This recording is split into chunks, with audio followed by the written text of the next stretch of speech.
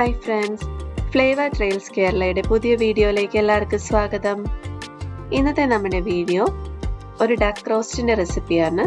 Easter ഒക്കെ അല്ലേ വരാൻ പോകുന്നത്, അപ്പോൾ എല്ലാവർക്കും വളരെ എളുപ്പത്തിൽ ട്രൈ ചെയ്ത് നോക്കാൻ പറ്റുന്ന ഒന്നാണ്.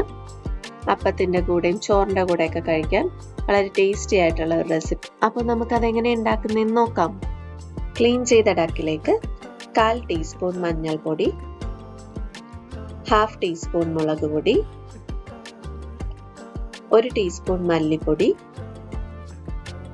1/2 ടീസ്പൂൺ കുരുമുളക് പൊടി, 1/2 ടീസ്പൂൺ ഗരം മസാല, ആവശ്യത്തിന് ഉപ്പ്, കുറച്ച് വെള്ളവും കൂടി ഒഴിച്ച് നല്ലോണം ഒന്ന് നമുക്ക് മിക്സ് ചെയ്തിട്ട് അടച്ചു വെച്ച് പ്രഷർ കുക്ക് ചെയ്തെടുക്കാം.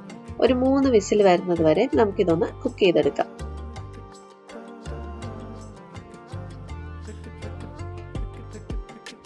വിസിലെല്ലാം വന്നിട്ടുണ്ട്. അപ്പോൾ ഇത് നമുക്ക് ഇറക്കി വെക്കാം. ഈ സമയം നമുക്ക് ഒരു പാൻ ചൂടാക്കാനായിട്ട് വെക്കാം. പാൻ നല്ലോണം ചൂടായി വന്നിട്ടുണ്ട്. അതിലേക്ക് നമുക്ക് ആവശ്യത്തിന് വെളിച്ചെണ്ണ ഒഴിച്ചു കൊടുക്കാം. വെളിച്ചെണ്ണ ഒന്ന് ചൂടായി വരുമ്പോഴത്തേക്കും അതിലേക്ക് നമുക്ക് കുറച്ച് തേങ്ങ കൊത്തി അരിഞ്ഞത് ഇട്ട് കൊടുക്കാം. ഇത് നമുക്ക് നല്ലോണം ഒന്ന് വറുത്തെടുക്കാം. തേങ്ങാക്കൊത്തെല്ലാം നല്ലോണം വറുത്ത് വന്നിട്ടുണ്ട്. ഇതിലേക്ക് നമുക്ക് സവാള ഇട്ട് കൊടുക്കാം. ഞാനിപ്പോൾ ഇവിടെ ഒരു സവാള അരിഞ്ഞതാണ് എടുത്തേക്കുന്നത്. സവാള ഒന്ന് ചെറുതായിട്ടൊന്ന് വാടി വരുമ്പോഴത്തേക്കും അതിലേക്ക് നമുക്ക് ഉള്ളി ഇട്ട് കൊടുക്കാം. ഇവിടെ ഞാനിപ്പോൾ ഒരു 10 ചെറിയ ഉള്ളി അരിഞ്ഞതാണ് എടുത്തേക്കുന്നത്.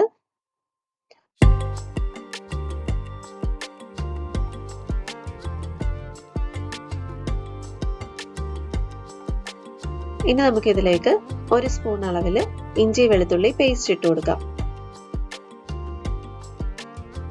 അതൊന്ന് മിക്സ് ചെയ്തതിന് ശേഷം അതിലേക്ക് നമുക്ക് പച്ചമുളക് അരിഞ്ഞതും കറിവേപ്പിലയും ഇട്ട് കൊടുക്കാം.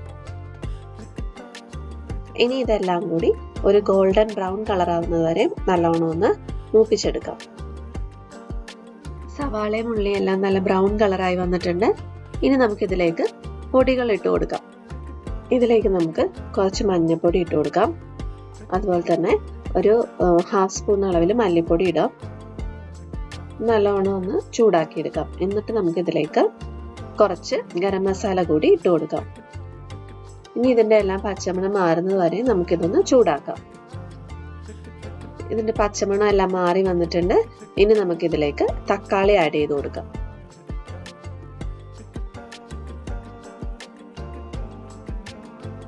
തക്കാളി എല്ലാം നല്ലോണം വഴണ്ടതിന് ശേഷം നമുക്കതിലേക്ക് നേരത്തെ പ്രഷർ കുക്ക് ചെയ്ത് വെച്ചേക്കുന്ന ഡക്ക് ഇട്ട് കൊടുക്കാം.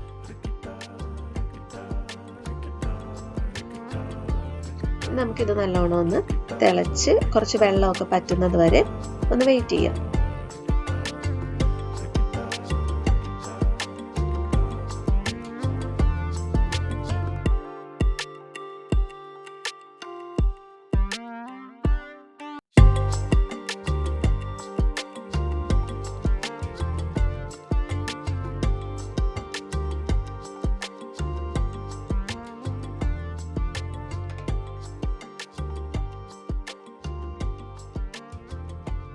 നമ്മുടെ ഡക്കെല്ലാം തിളച്ച് വെള്ളമൊക്കെ നല്ലോണം പറ്റി വന്നിട്ടുണ്ട്.